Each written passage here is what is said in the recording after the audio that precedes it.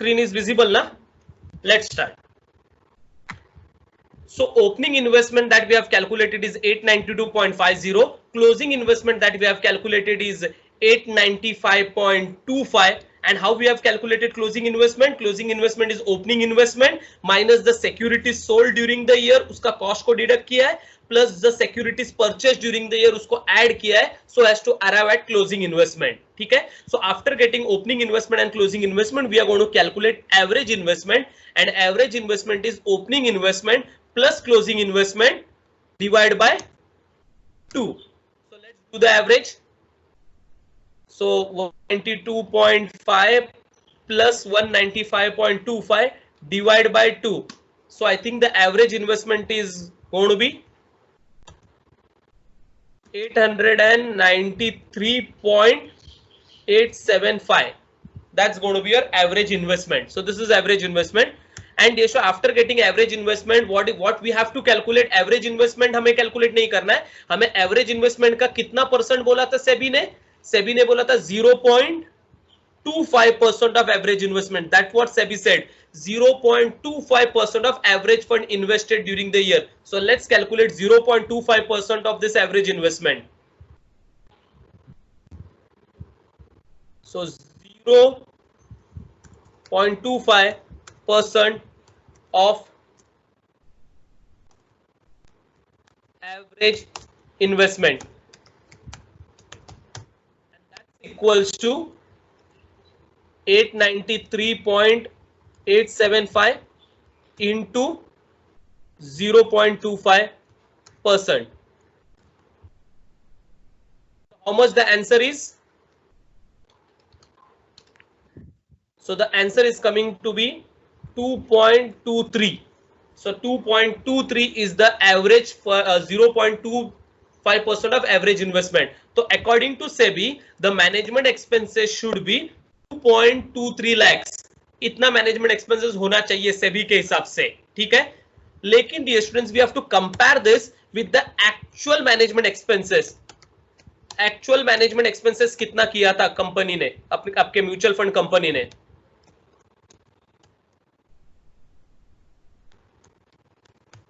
Actual management expenses incurred by your mutual fund company is the actual amount spent towards management expenses was rupees 2.47 lakh, of which 47,000 was in arrears. ये arrears का point हम बाद में देखेंगे, पहला total actual expenditure कितना spend किया है that we have to consider. So it is 2.47 lakhs. So actual amount of expenditure is 2.47 lakhs. That's what I am writing. 2.47 lakhs. Now dear students, as per this thing, SEBI के हिसाब से the expenditure should be 2.23 lakhs, लेकिन actual expenditure जो incur किया है वो 2.47 lakhs है. तो हमें ये दोनों में से कौन सा consider करना है? जो दोनों में से lowest figure है वो consider करना पड़ेगा. So dear students, we will be consider lower of the two. So lower of the two कौन सा है? 2.23. So for us, the management expenses will be 2.23. I hope this is clear. Okay. So management expenses will be lower of the two, and that is 2.23.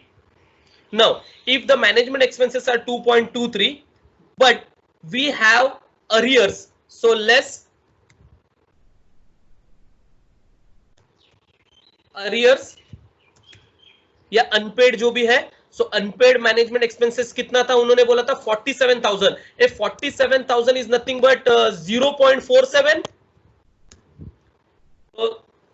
that are unpaid. So dear student, how much management expenses are paid?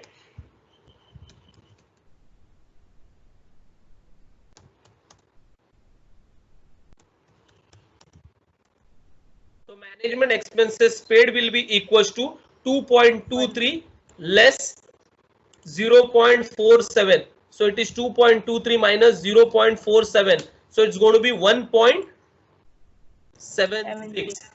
This is the management expenses that we are going to consider as far as our cash calculation is concerned. So calculation of management expenses में हमने calculate किया the management expenses to be paid is management expenses paid is 1.76 and that's what we are going to consider while calculation of cash balance. ठीक है, तो चलो management expenses का पैसा जाता है तो हम उसे लेस करेंगे. सो मैनेजमेंट एक्सपेंसेस पेड, और हमें ये पेड फिगर चाहिए था, इसीलिए जो भी अनपेड है 0.747 जो अनपेड है वो हमने उसमें से लेस किया, क्योंकि हमको यहाँ पे कैश गया कितना वो चाहिए. सो paid amount is 1.76. That's what we are going to consider. ठीक है, ये हो गया मैनेजमेंट एक्सपेंसेस का पॉइंट. नेक्स्ट पॉइंट क्या है मैनेजमेंट एक्सपेंसेस के बाद? Next, the dividend earned on investment held amounted to rupees 2.51 lakhs. So we have earned the dividend on the investment of rupees 2.51 lakhs, of which rupees 25,000 is yet to be collected. So this is yet to be received. So dear cash calculation में कितना receive किया है वो कैसे calculate करेंगे? सो 2.51 लाख में से ये 25,000 को लेस करेंगे, उतना डिविडेंड हमने एक्चुअली रिसीव किया है during the year. So let's write it down. Cash में रिसीव किया है तो पैसा आया है, so we are going to add it. So dividend received,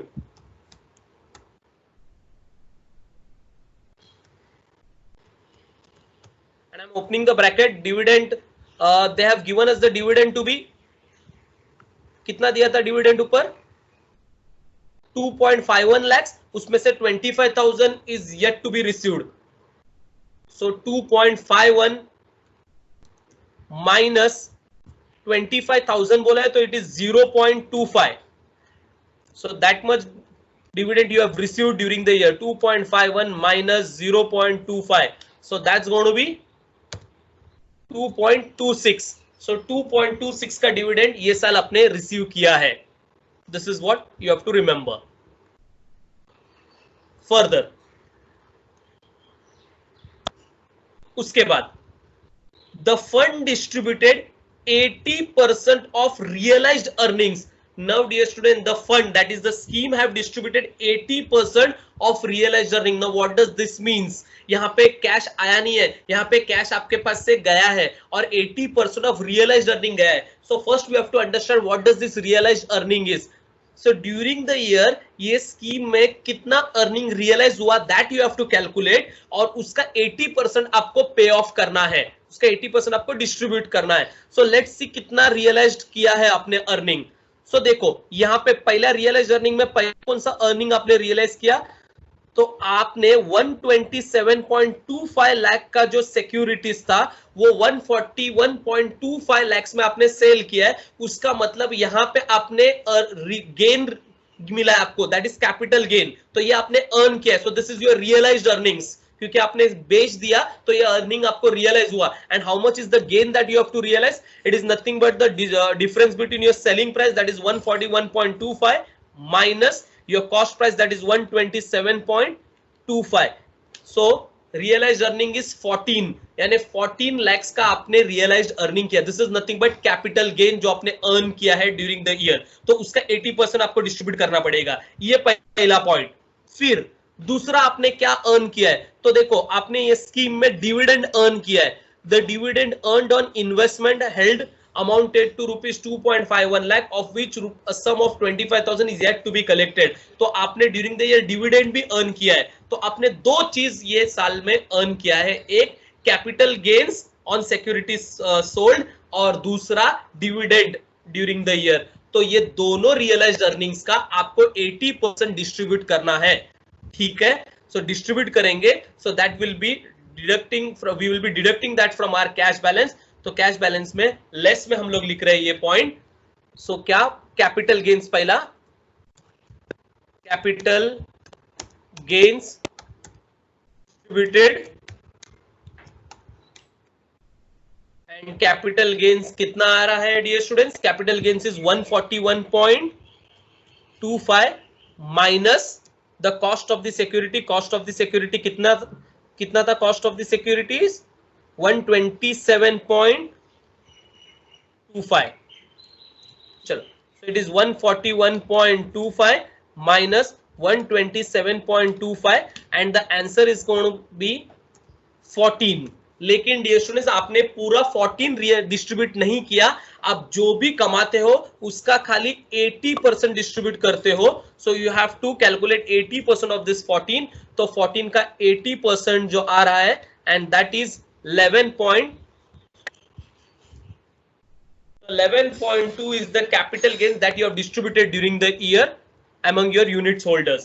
ठीक है, and the next thing that you have distributed is dividend. So dividend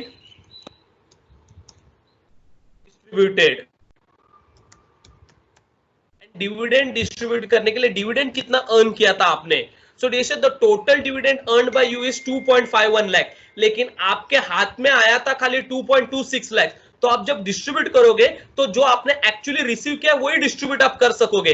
तो आपने रिसीव कितना किया है? 2.26 लैक्स रिसीव किया है, तो आप इसका ही 80% डिस्ट्रीब्यूट करोगे एंड नॉट ऑफ 2.51 लैक्स, क्योंकि 2.51 लैक्स में से 0.25 लैक्स 25 आपने रिसीव नहीं किया है अब तक।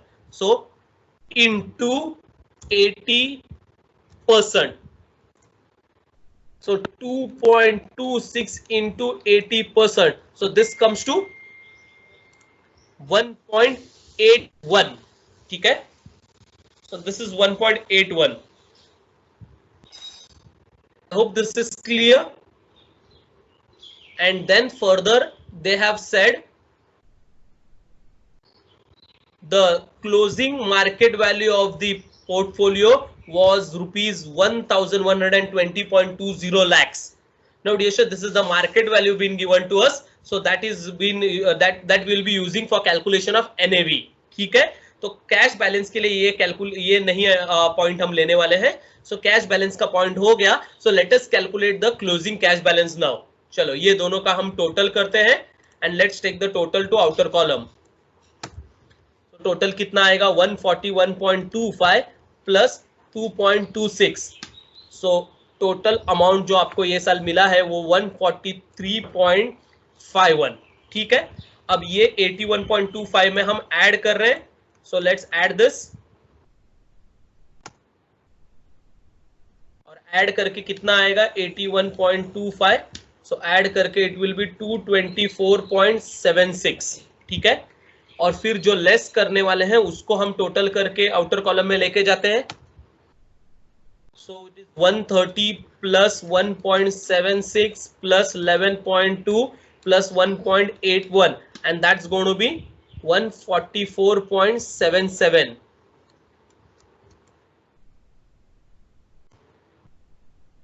So what is the final cash balance?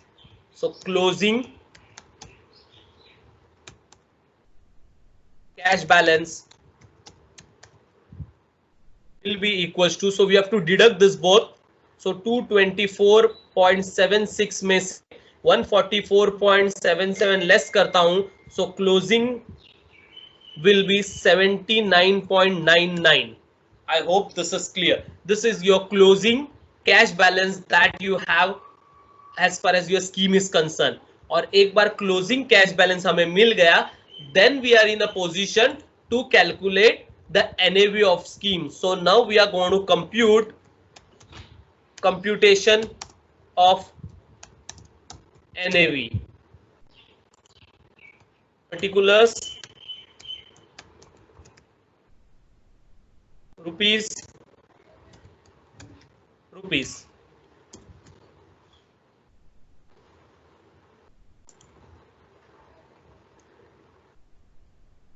ठीक है, so let's compute NAV.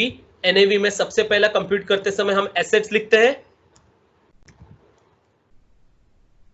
Assets में सबसे पहला market value of securities, and market value of securities they have straight away given to us in the question. So market value of securities is equals to 1120.20. So 1120.20, 1120.20, this is the market value of security. ये first चीज है। Second, cash balance, and इसके लिए पूरा मेहनत करना पड़ा था कैश बैलेंस कैलकुलेट करने के लिए, and we have calculated the cash balance, that is the closing cash balance on the date on which we are going to calculate NAV, and the closing cash balance is 79.99. This is what we have calculated. इसके लिए पूरा मेहनत करना पड़ा 79.99 calculate करने के लिए. This is second thing that we have. फिर assets में और क्या है? So I hope you are remembering कि हमने वो डिविडेंड का जो पैसा है वो हमको अरियस में यानी रिसीवेबल है. So how much is the value of dividend received? तो देखो total dividend was 2.25, out of which 0.25 is receivable. So the thing that is receivable is our asset. So dividend receivable. ये लेने भूलना नहीं है. That is also our asset dividend receivable. तो वो है 0.25. That is dividend receivable. ठीक है. So इतना हमारे पास assets है. So we will be totaling that and taking it to the outer column. So let's total this. So 79.99 plus 1120.20 plus 0.25. So I think it is 1200 point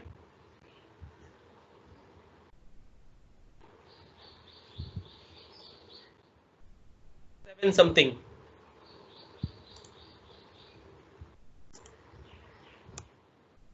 Then हमको लिखना है liabilities.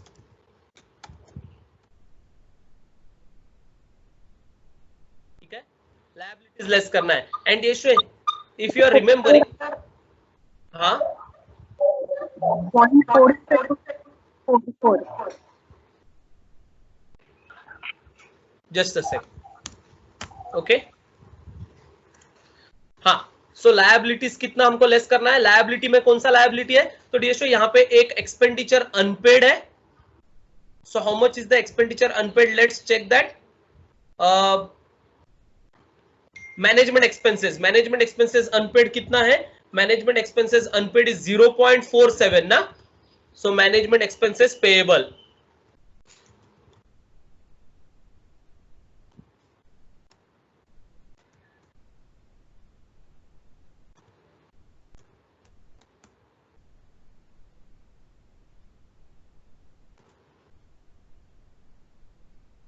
So how much is the final balance that you have?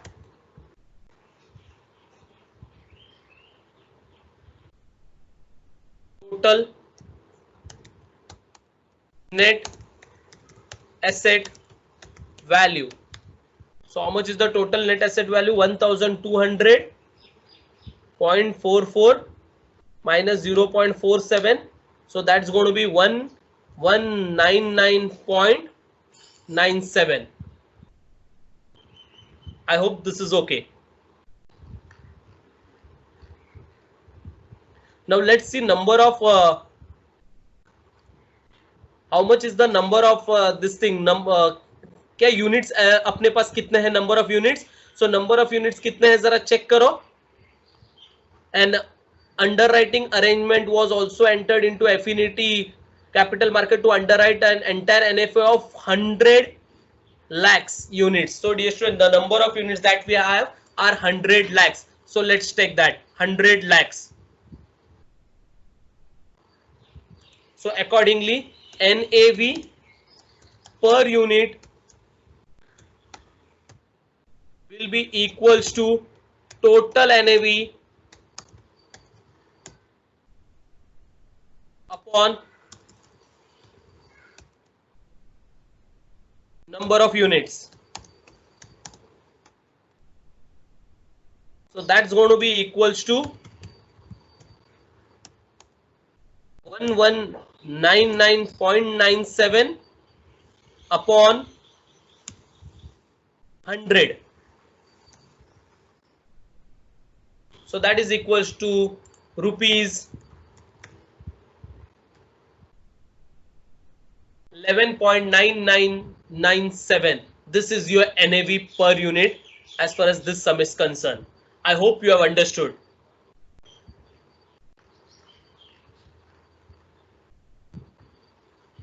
So we have done with problem number 4 and we have calculated the NAV per unit for that question.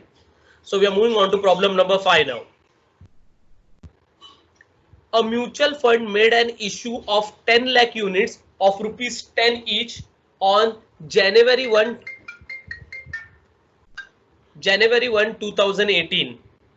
No entry load was charged. It made the following investments. So mutual fund made an issue of 10,000 units of 10 each. ठीक है, 50,000 equity shares of rupees 100 each at the rate rupees 160, 80 lakhs. ये आपने invest किया है. Then 7% government securities में invest किया है 8 lakhs. 9% debenture unlisted है 5 lakhs and 10% डिबेंचर्स लिस्टेड है 5 lakhs. So out of the money received, you have invested this much amount into different securities. ठीक है. फिर during the year क्या हुआ? During the year dividend of rupees 12 lakhs were received on equity shares.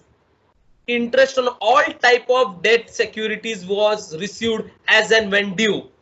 At the end of the year, equity shares and 10% debentures are quoted at 175% and 90% respectively. Other investments are at par. Find out the NAV per unit given that the operating expenses paid during the year amounted to rupees 5 lakhs. Also find out the NAV if mutual fund had distributed a dividend of rupees 0.80 per unit during the year to the units holders. So dear sir, this is what we have to calculate now. So दो बार हमको NAV calculate करना है. एक बार का situation में dividend distribute नहीं किया है और सेकंड सिचुएशन में डिविडेंड डिस्ट्रीब्यूट अगर किया है तो एनएवी क्या चेंज होगा, that we have to calculate. ठीक है, तो पहला ओरिजिनल सिचुएशन के हिसाब से एनएवी कैलकुलेट करते हैं. सो यहाँ पे भी वही पॉइंट है, for the purpose of calculation of NAV यहाँ पे कैश बैलेंस कैलकुलेट करना पड़ेगा, फिर मार्केट वैल्यू कैलकुलेट करना पड़ेगा, so that we can compute NAV with the help of the table. So let us first calculate the closing cash balance as on the date of calculation of NAV. ठीक है, so closing cash balance calculate करते हैं वापस एक बार.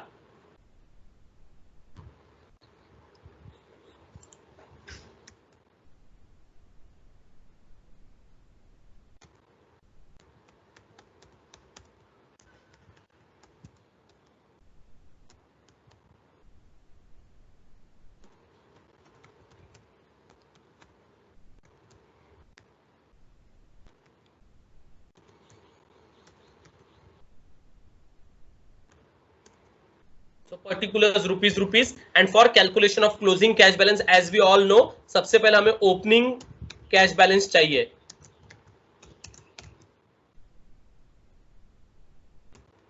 Hello sir, उन्नति join नहीं हो रही है. अच्छा है ना.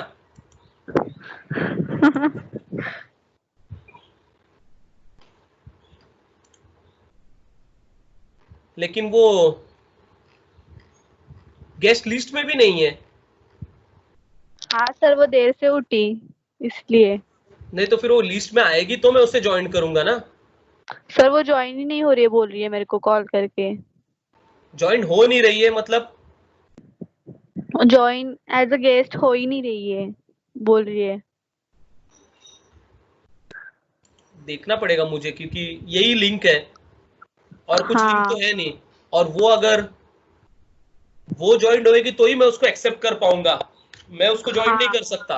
हाँ हाँ ठीक है सर, बोलती हूँ उसको. ठीक है. हाँ.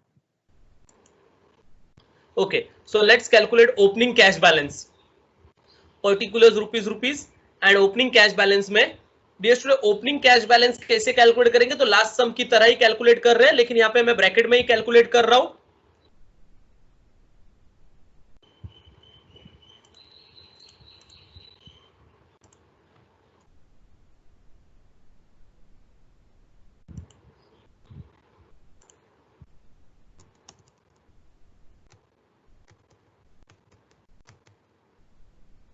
अभी से क्या हुआ,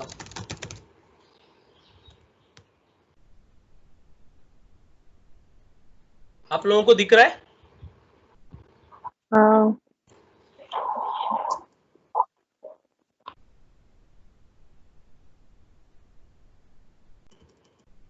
ये ना आगे जा रहा है ना पीछे जा रहा है.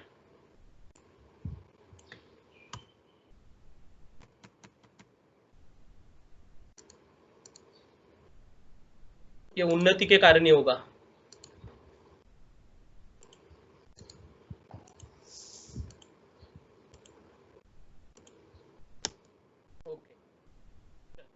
सो opening cash balance, how to calculate opening cash balance?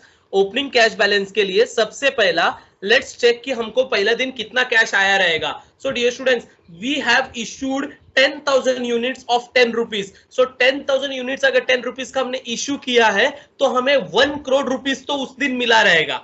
ठीक है, 1 जनवरी 2018 के दिन 1 करोड़ रुपीज. लेकिन जैसे ही 1 करोड़ रुपीज हमें मिला, हमने क्या किया? सबसे पहला ये सारे सिक्योरिटीज खरीद लिए.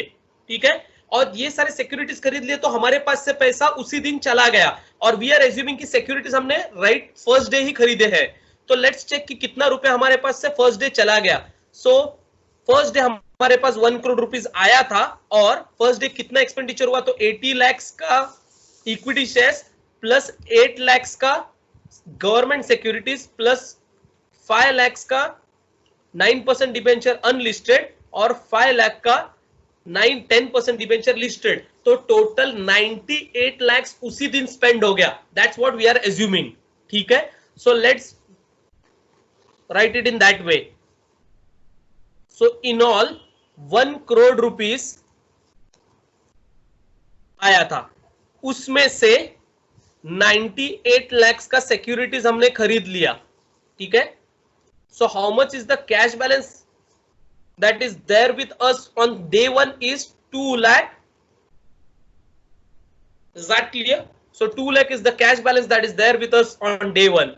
फिर लास्ट सम की तरह क्लोजिंग कैश बैलेंस कैलकुलेट करने के लिए ओपनिंग में जो भी ईयर में कैश मिला है उसको हम ऐड करेंगे और जो भी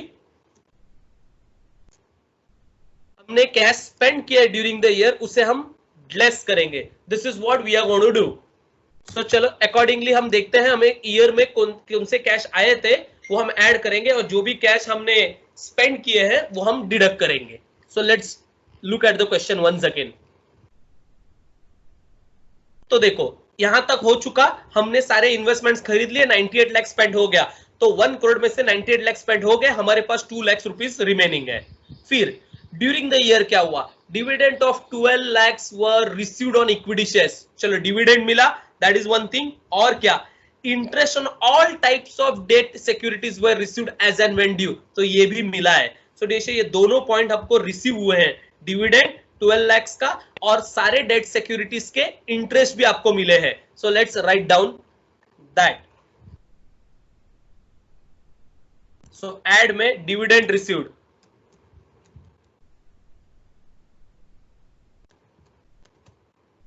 dividend received is 12 lakhs.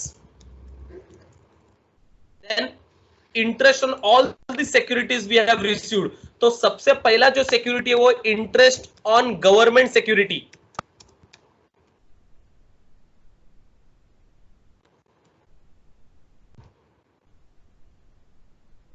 So let's calculate interest on government securities कितना मिलेगा हमें. सो गवर्नमेंट सिक्योरिटीज कितने का है हमारे पास? गवर्नमेंट सिक्योरिटीज है 7%. गवर्नमेंट सिक्योरिटीज 8 लाख का. सो वो 8 लाख के ऊपर 7% is what we are going to receive. 8 lakh के ऊपर 7%.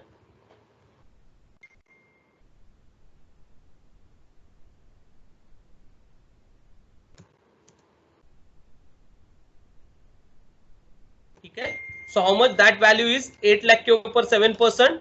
So that is the interest that we are going to receive 56,000. 56,000 का इंटरेस्ट आएगा. Then interest on debentures.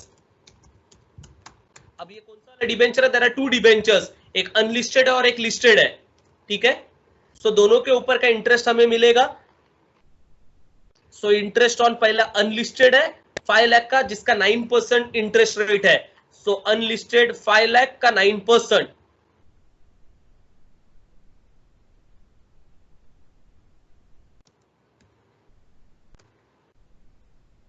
So 5 lakh का 9% will be 45,000. Then once again you are going to get interest on debentures. ये आपको 5 लाख का next security वो listed है, वो भी 5 लाख का है लेकिन उसका रेट ऑफ इंटरेस्ट 10% का है. That's going to be 50,000. ठीक है,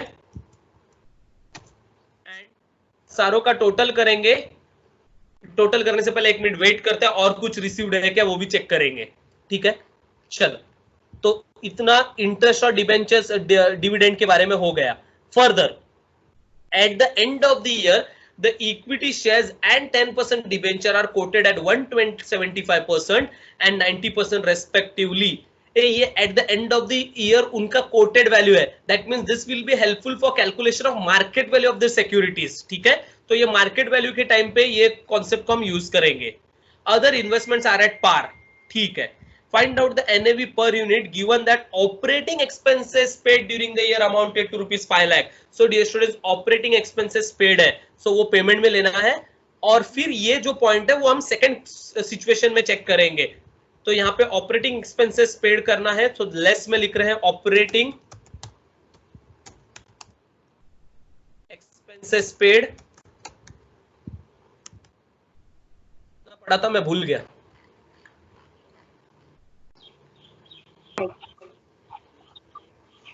5 lakhs. Operating expenses paid 5 lakhs है, and that is a single amount, so I am straight away writing it in the outer column. ठीक है, चलो इनका टोटल करते हैं, और कोई रिसिप्ट वाला आइटम नहीं है, तो इनका टोटल करते हैं 12 lakhs plus 56,000 plus 45,000 plus 50,000. So the total amount that you have received during the year is 13,51,000. ठीक है, अब इनका टोटल करेंगे और इसमें से लेस करेंगे, तो डायरेक्टली मैं लेस कर रहा हूं इसमें से, और स्ट्रेट अवे मैं क्लोजिंग बैलेंस कैलकुलेट कर रहा हूं। So dear closing cash balance will B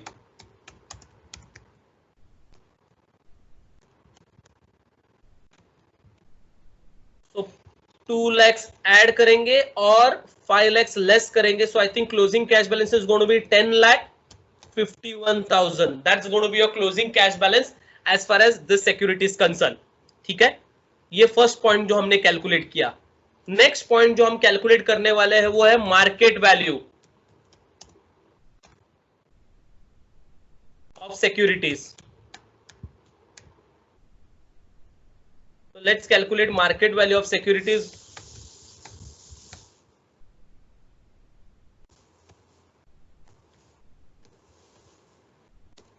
ठीक है, मार्केट वैल्यू ऑफ सिक्योरिटीज में सिक्योरिटीज का at the end of the value क्या क्या है वो हम चेक करेंगे। तो सबसे पहला जो सिक्योरिटी है वो है इक्विटी शेयर्स।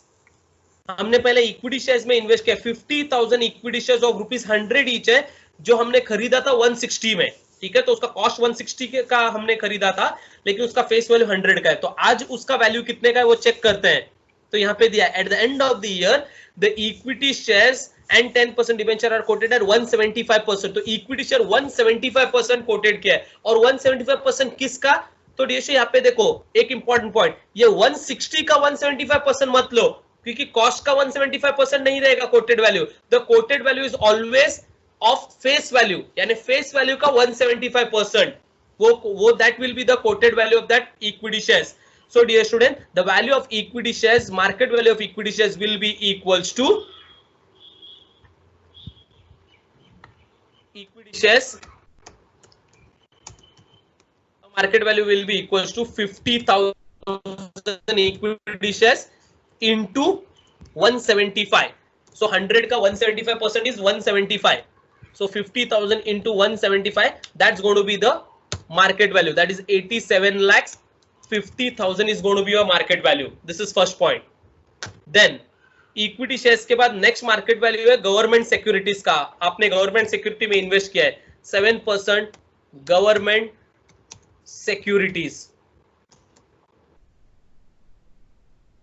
7% गवर्नमेंट सिक्योरिटीज का इन्वेस्टमेंट जो आपने किया है उसका वैल्यू कितने का था? उसका वैल्यू था 8 lakhs का। और यहाँ पे गवर्नमेंट सिक्योरिटीज के बारे में कुछ भी बोला नहीं, उन्होंने बोला other investments are at par, तो गवर्नमेंट सिक्योरिटीज हम पार वैल्यू पे लेंगे। खाली जो चेंज करना है वैल्यू वो किसका?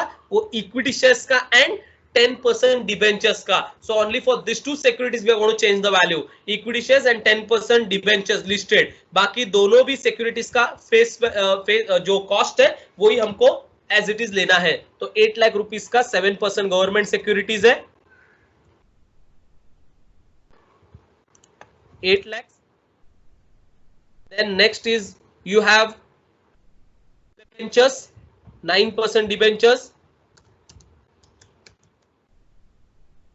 वैल्यू अनलिस्टेड जो है जिसका वैल्यू 5 lakhs का है, so that is going to remain 5 lakhs.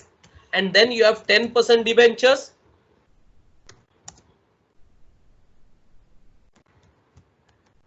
लेकिन DSO इसका वैल्यू चेंज हुआ है, इसको 90% ऑफ द वैल्यू लेना है, ऐसा उन्होंने कहा है. सो दे आर कोटेड एट 90%. तो ये 5 lakhs के थे और उसको हमें लेना है 90% of its value. So we are going to take it as 4,50,000.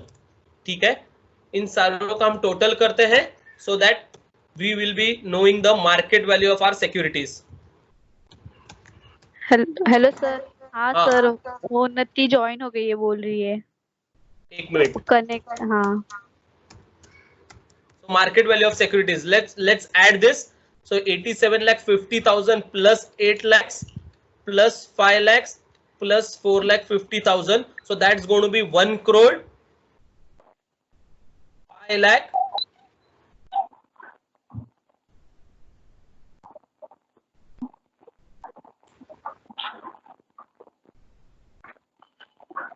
So this is going to be the market value of our securities. Just a second.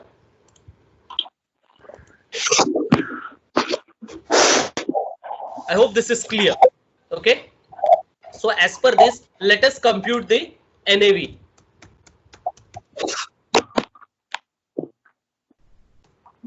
So computation of NAV में particulars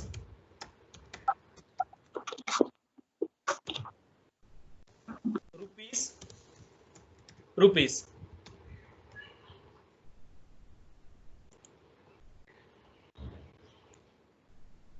ठीक है, सो सबसे पहला हम computation of NAV में लिखते हैं assets. Assets में सबसे पहला मार्केट वैल्यू ऑफ सिक्योरिटीज.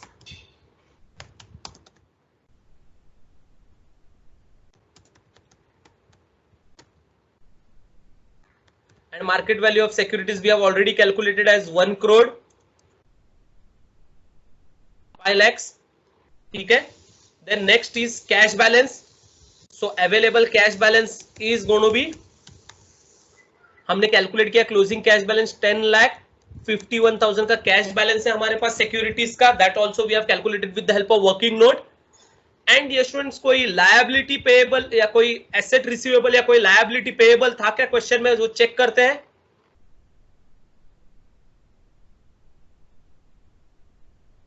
सो 12 लाख का डिविडेंड रिसीव किया है. Then 10% government securities operating expenses pay किया है. So dear student, there is no asset receivable और liability payable. Is that clear? So इनका टोटल करते हैं. So this is going to be your total net assets value. So let's total this both.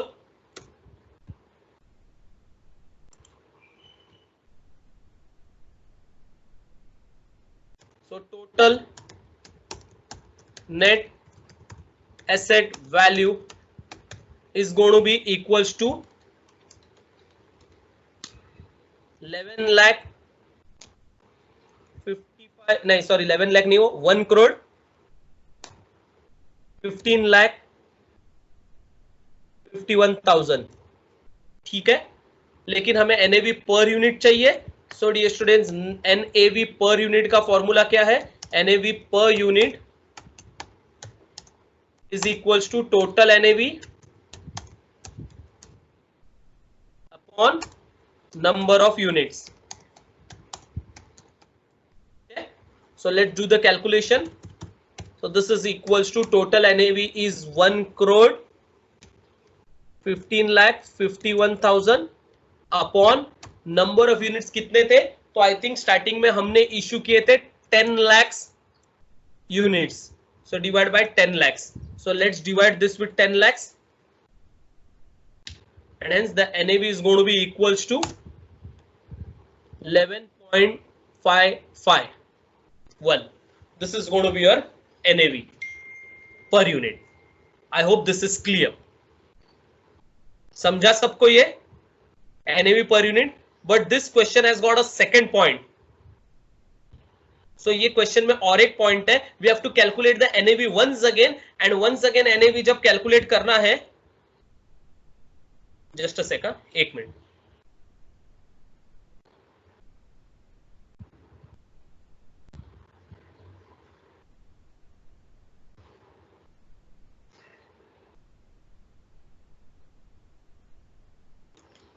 Okay, so we are going to calculate the NAV once again, and when we are going to calculate the NAV once again, हमको dividend distribute करना है। तो dear dividend distribution का implication क्या होगा? तो dividend जैसे हम डिस्ट्रीब्यूट करेंगे, यूनिट होल्डर को 0.8 के हिसाब से डिविडेंड डिस्ट्रीब्यूट करने बोला है। जैसे हम डिविडेंड डिस्ट्रीब्यूट करेंगे, ये जो क्लोजिंग कैश बैलेंस है ना, वो हमारा कम होगा, बाकी ये मार्केट वैल्यू ऑफ सिक्योरिटीज पे कोई भी इफेक्ट नहीं होगा। So what we have to do first, इस क्लोजिंग कैश बैलेंस ये सेकंड सिचुएशन में हमें कम करना है, क्योंकि हम डिविडेंड डिस्ट्रीब्यूट कर रहे हैं। So let us calculate the closing cash balance that we will be having in situation number 2। तो सिचुएशन 2 में once again we are going to calculate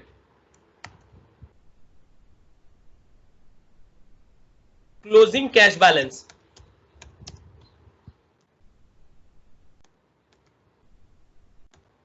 So how to calculate closing cash balance for this?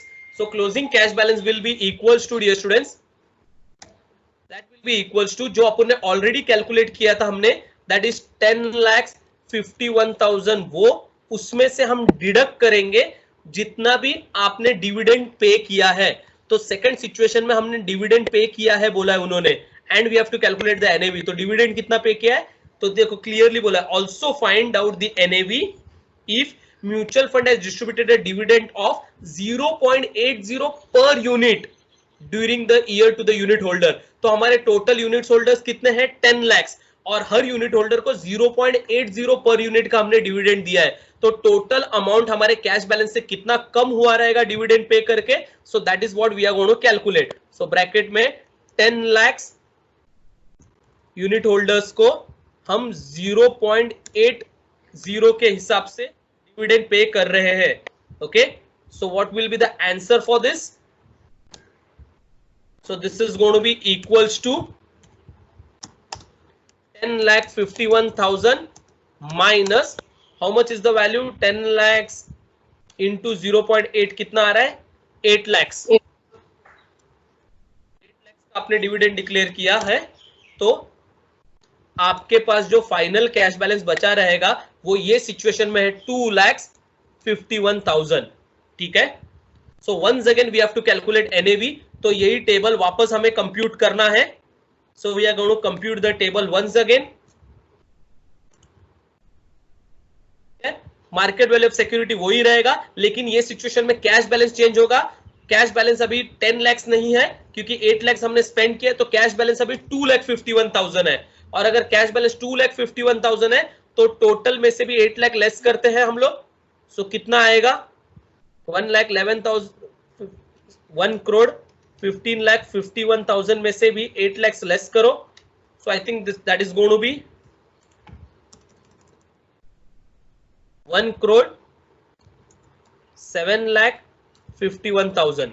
ठीक है, so NAV भी change होगा, 1,07,51,000 divide by 10 lakhs। So NAV is going to be equals to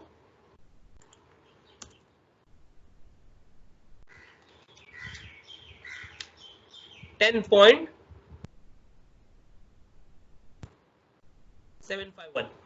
I hope this is clear.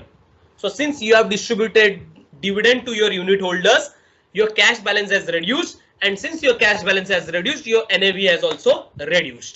ठीक है? So this is clear from this point.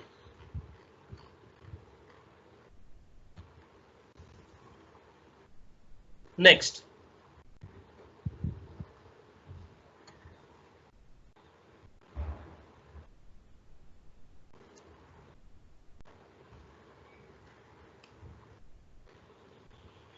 Next is problem number 6. Just a second.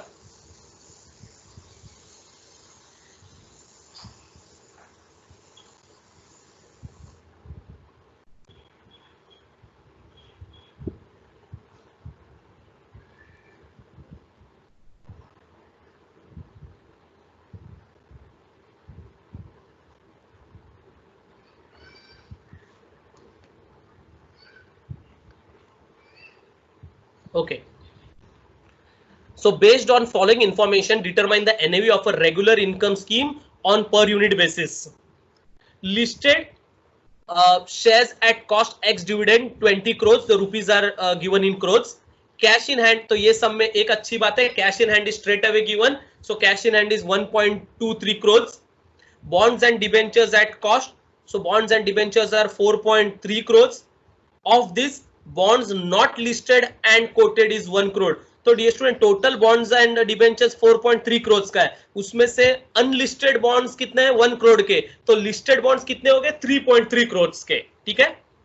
Then dividend other fixed interest securities at cost 4.5, dividend accrued is 0.8, amount payable on shares is 6.32, expenditure accrued is 0.75, number of shares rupees 10 का face value है and 20 lakhs units outstanding है. Number of shares नहीं, number of unit, sorry, number of units 20 lakhs outstanding है.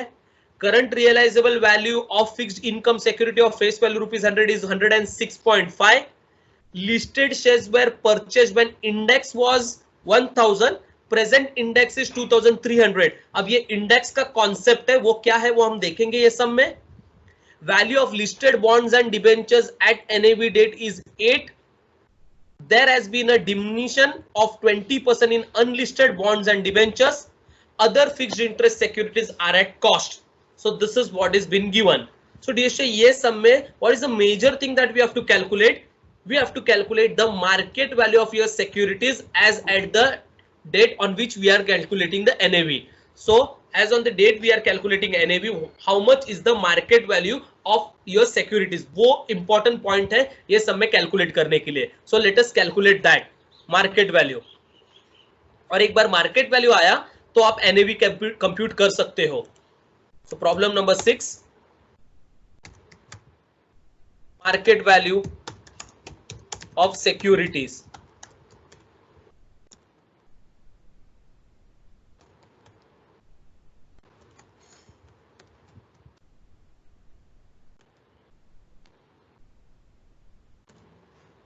चलो, market value of securities में सबसे पहला क्या है.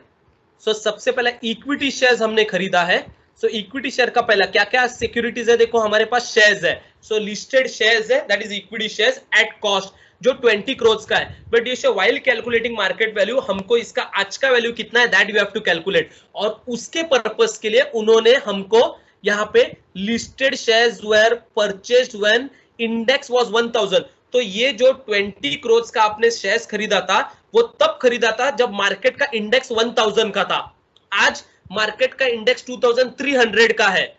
सो डियर स्टूडेंट्स, उसका मतलब आपका जो वैल्यू ऑफ सिक्योरिटीज है या वैल्यू ऑफ जो शेयर्स है वो भी अकॉर्डिंगली चेंज हुआ रहेगा आज मार्केट में, क्योंकि इंडेक्स बढ़ा है तो आपका शेयर का मार्केट वैल्यू भी बढ़ा रहेगा. So let us calculate the market value as per the index. So first thing that we are going to calculate in market value is listed shares. And listed shares का यहाँ पे आपको separate working note में करके बता रहा हूं. So मैं यहाँ पे नीचे separate working note कर रहा हूं listed securities का. So listed shares.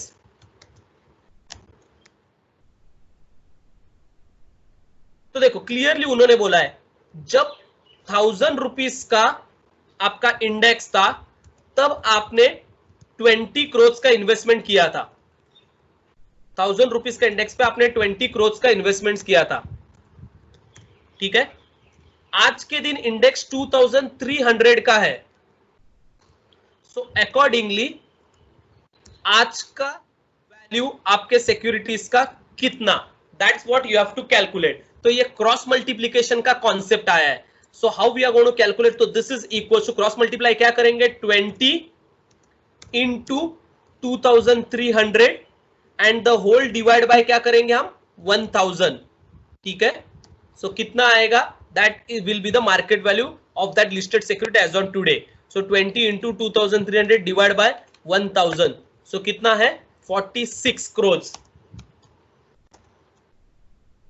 46 करोड़ का आज के दिन आपके लिस्टेड सिक्योरिटीज का वैल्यू है, ठीक है 46. सो ये रुपीज इन क्रोर्स है, so I am not mentioning that, तो आप याद रखना यहाँ पे रुपीज इन क्रोर्स। चलो मेंशन कर ही लेता हूं इन, ताकि कंफ्यूजन ना हो, in crores. So this is 46 crores. Next, listed shares के बाद अपने पास क्या क्या है? तो लिस्टेड शेयर्स के पास हमारे पास है cash in hand. Cash in hand कितने का है? बट कैश इन हैंड हम नहीं लेंगे अभी, क्योंकि हम एनएवी नहीं कैलकुलेट कर रहे हैं, हम मार्केट वैल्यू कंप्यूट कर रहे हैं ऑफ सिक्योरिटीज। तो कैश इन हैंड एनएवी के कैलकुलेशन में लेंगे। तो सिक्योरिटीज कौन से हमारे पास? तो बॉन्ड्स है, bonds and debenture at cost. लेकिन ये बॉन्ड्स में लिस्टेड भी है, अनलिस्टेड भी है। तो उन्होंने क्लियरली बोला था इसमें से अनलिस्टेड 1 लाख के है, तो लिस्टेड 3.3 लाख के हैं। अब नीचे देखते हैं, देखो they have clearly said, listed के बारे में क्या बोले? The value of listed bonds and debentures at NAV date is 8। So listed bond का 8 करोड़ का है, दैट इज गिवन डायरेक्टली। और अनलिस्टेड के बारे में क्या बोला है? There has been a diminution of 20% in unlisted bonds and debentures. ठीक है, so unlisted bonds and debentures 1 crore के हैं, लेकिन उनका वैल्यू 20% डिमिनिश हुआ है। So let's write down this. So listed shares के बाद नेक्स्ट मार्केट वैल्यू जो हम कैलकुलेट कर रहे हैं वो लिस्टेड बॉन्ड्स एंड डिबेंचर्स का। And listed bonds and debentures का they have directly given it as 8 crores. Then unlisted का, तो unlisted bonds and debentures,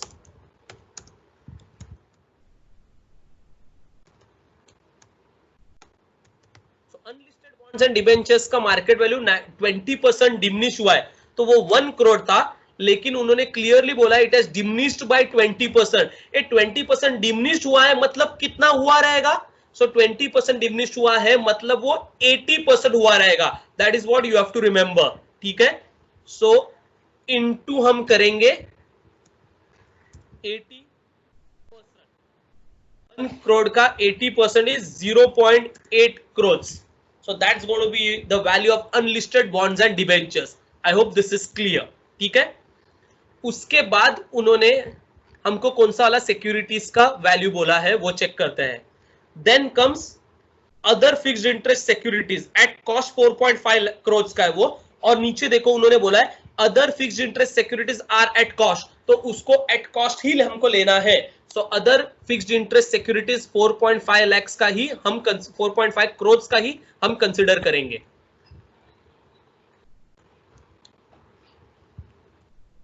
other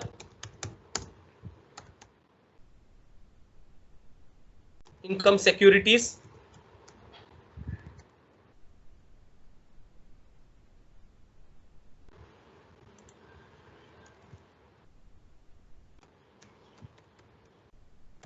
that is going to be 4.5.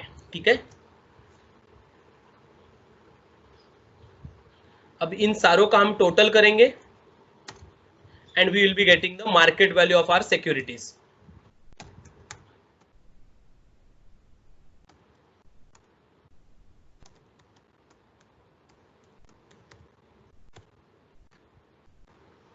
So 46 plus 8 plus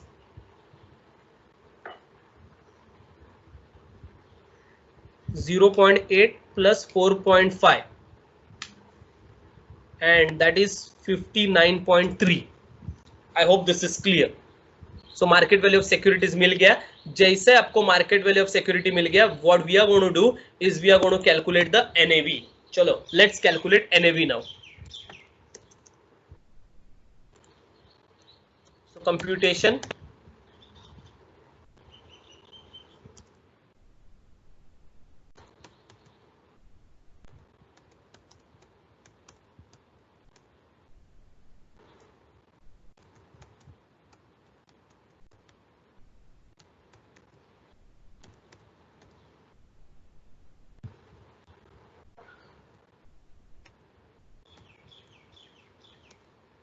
market value, sorry पहला assets लिख रहा हूं, उसमें market value of securities. So market value of security we have already calculated as 59.3.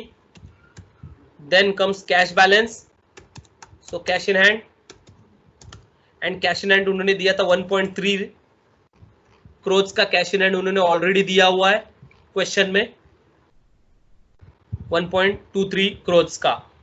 और क्या क्या है, dividend accrued है, डिविडेंड एक्रूड मतलब रिसीवेबल है, एंड डिविडेंड एक्रूड कितना है 0.8 करोड़ का डिविडेंड रिसीवेबल है, ठीक है। सो डिविडेंड एक्रूड,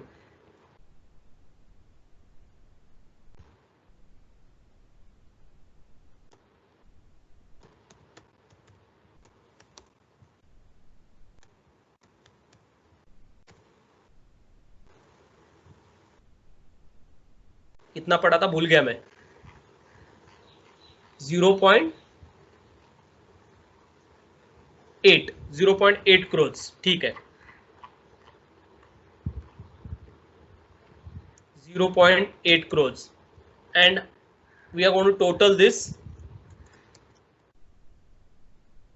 चलो this will be our total assets. तो 59.3 करोड़ का मार्केट वैल्यू है, उसमें 1.23 करोड़ का कैश ऐड करेंगे और 0.8 का डिविडेंड एक्रूड ऐड करेंगे, so that is going to be 61.33 crore.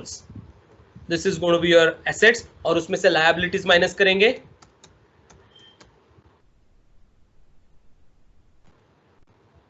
Liabilities में सबसे पहला लायबिलिटी कौन सा है, तो सबसे पहला उन्होंने बोला था amount payable on shares,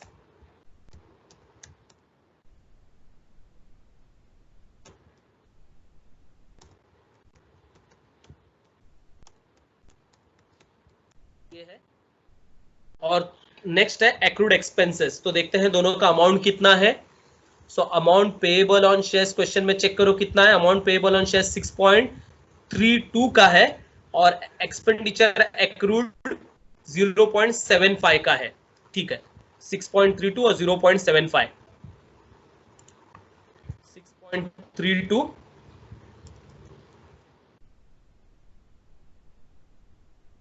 and expenditure accrued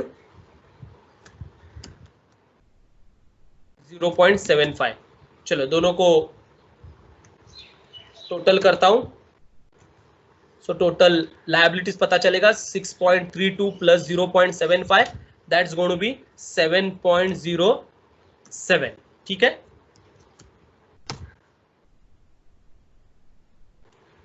चलो इनको लेस करते हैं ताकि हमें टोटल नेट एसेट वैल्यू मिलेगा। चलो how much going to be your total net assets value, minus 61.33, so that's going to be 54.26. This is going to be your total net assets value, and after calculation of total net assets value हमें calculate करना है net asset value per unit, and that's going to be equals to total net assets value upon number of units.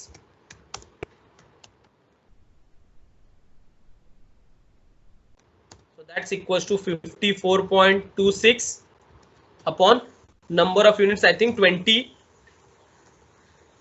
lakhs है. So this is 20 lakhs है कि 20 crores है? 20 lakhs. Okay 20 lakhs बोला है, लेकिन ये करोड़ में है, सो डियर स्टूडेंट्स हमें अकॉर्डिंगली उसको करोड़ में कन्वर्ट करने पड़ेंगे, ठीक है? Yes.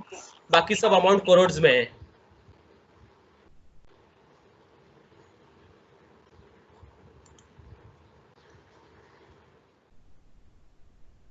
$0.2 crores, okay?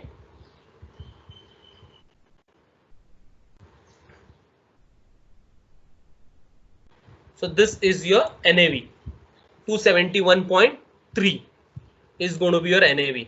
I hope this is clear, okay?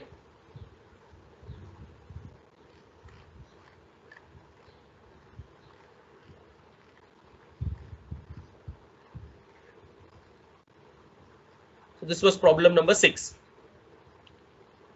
Problem number 7, and the last sum for the day, problem number 7. On 1/4/2019, ABC Mutual Fund issued 20 lakh units at rupees 10 per unit. So 20 lakh units are issued, 10 per unit है, ठीक है। Relevant initial expenses involve where rupees 12 lakhs, so 12 lakhs का expenses initially spend किया है उन्होंने। It invested the fund in capital market instrument to build a portfolio of rupees 185 lakhs. So 185 lakhs they have invested on that day itself. ठीक है।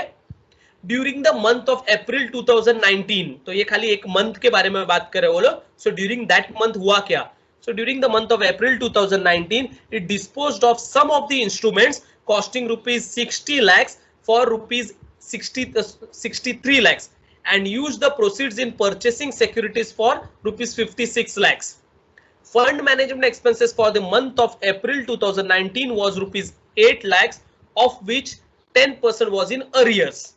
In April 2019, the fund earned dividend amounted to rupees 2 lakhs and it distributed 80% of the realized earnings. On 30/4/2019, the market value of the portfolio was rupees 198 lakhs. Calculate the closing NAV per unit. ठीक है। So this is once again the sum wherein we have to calculate the closing cash balance first, and then after calculation of closing cash balance we will be adding it to market value to get the NAV, ठीक है। So closing cash balance हम calculate करते हैं यहाँ पे।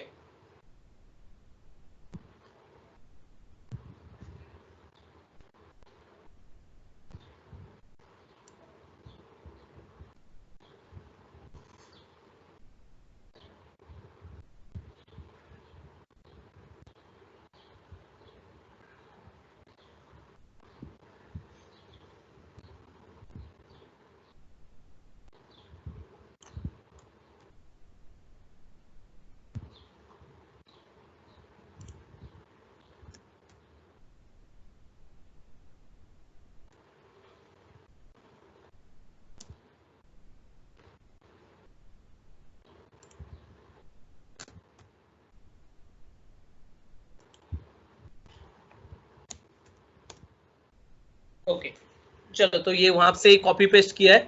सो first we want to know the opening cash balance. So let us first write down the opening cash balance. ये opening cash balance का calculation यहाँ पे ही ब्रैकेट में मैं कर रहा हूं। सो लेट्स सी कितना सिक्योरिटीज हमारे पास थे। तो हमारे पास टोटली जो हमने इश्यू किए थे दे were like 20 lakhs into 10 per unit. तो 20 lakh into 10 will be 200 lakhs। तो 200 lakhs उस दिन हमारे पास आए 200 lakhs। We have spend initial expense of rupees 12 lakhs, तो उसमें से 12 lakhs चले गए। And again we have invested 185 lakhs in the market on that very day, ठीक है। So how much is the opening cash balance? Let us calculate that. So 200 lakhs आए थे, उसमें से 12 लाख का एक्सपेंडिचर किया और 185 इन्वेस्ट किया। सो 200 minus 12 minus 185 bracket close. So that is going to be considered as your opening balance. So 200 minus 12 minus 185. So that's going to be 3.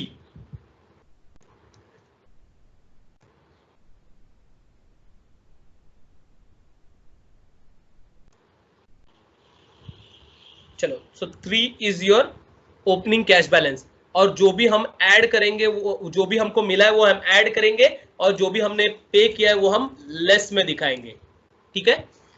So during the month क्या हुआ, कौन सा कहां से कैश रिसीव हुआ, let's check that.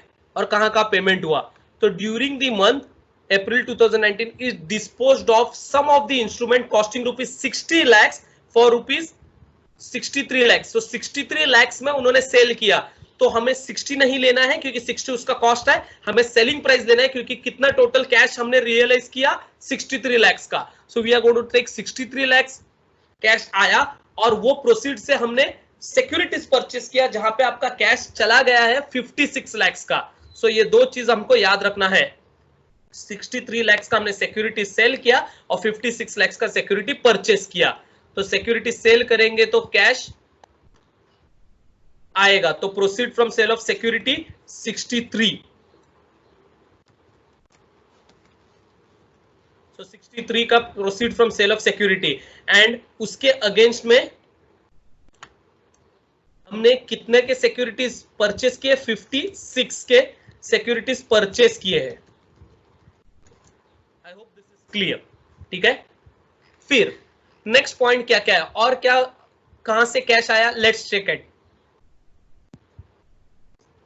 Fund management expenses for the month of April was 8 lakhs, of which 10% was in arrears. तो ये सम थोड़ा अच्छा है लास्ट सम से. लास्ट सम में वो सेबी के गाइडलाइंस थे, सेबी के स्टेपुलेशन थे, तो हमको एवरेज इन्वेस्टमेंट वो सब कैलकुलेट करना पड़ा. ये सम में उतना डिफिकल्ट टास्क नहीं है. स्ट्रेट अवे गिवन कि fund management expenses for the month is 8 lakhs but 10% was in arrears. 10% arrears में उसका मतलब 90% पेड है.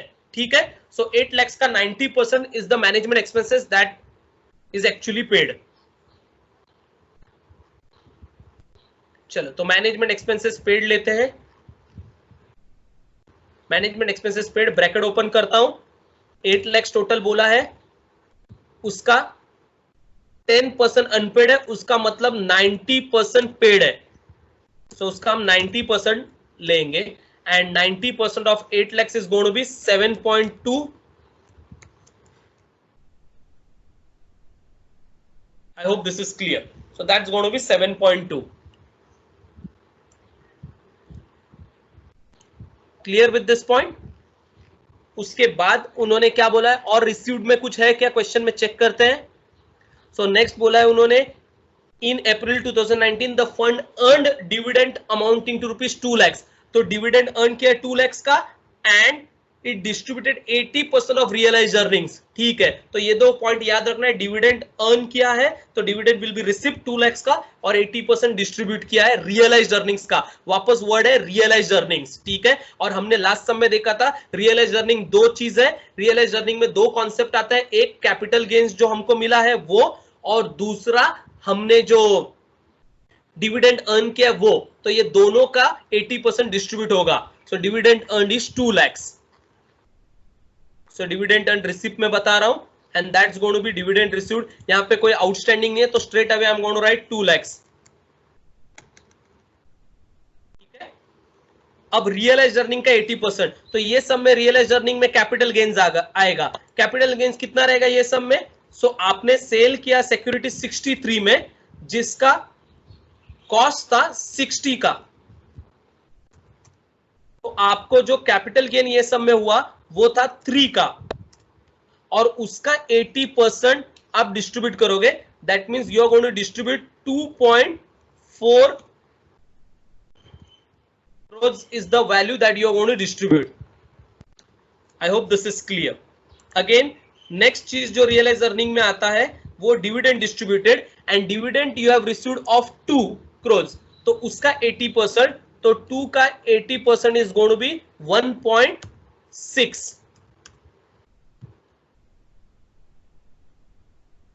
So this is also something that you are going to distribute. So ये दो चीज रियलाइज्ड अर्निंग्स में आता है, और उनका 80% आपने डिस्ट्रीब्यूट कर दिया. So let us total this and calculate the cash balance. तो यहां पे टोटल आ रहा है 65 का, और ये दोनों को हम ऐड करेंगे तो इसका टोटल आ रहा है 68 का.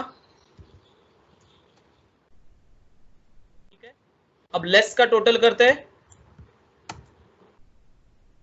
That is 56 plus 7.2 plus 2.4 plus 1.6, so that's going to be 67.2.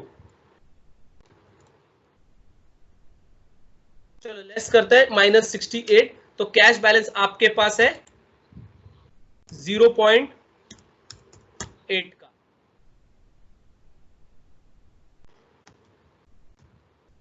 This is going to be the cash balance that you have. I hope this is clear. ठीक है, so let's take this as the cash balance for the purpose of calculation of NAV. So NAV में सबसे पहले आएगा market value of securities. Let us check the market value of securities that we have. तो question में market value of securities कितना दिया गया था हमें, लास्ट में दिया है उन्होंने. market value of securities is given to us as 198. market value of portfolio 198 का है. ठीक है, चलो 198 का market value of portfolio है.